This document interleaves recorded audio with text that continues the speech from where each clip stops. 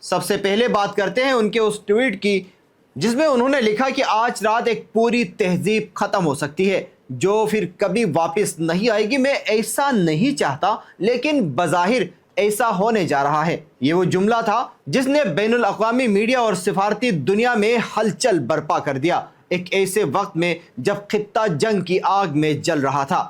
Trump نے دنیا کو یہ باور کرایا کہ شاید چند گھنٹوں میں ایران کی ہزاروں سال پرانی تہذیب کا نام و نشان مٹا دیا جائے گا۔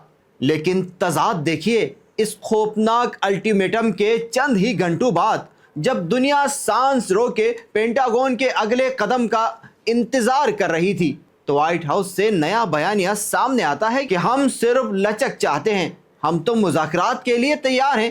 ایک لمحے میں پوری تہذیب کی تباہی کی بات اور اگلے ہی لمحے اسی بیان سے پیچھے ہٹ جانا، یہ ٹرمپ کا وہ رویہ ہے جس نے امریکی خارجہ پالیسی کے سنجیدہ مزاج کو ایک سوالیہ نشان بنا دیا ہے۔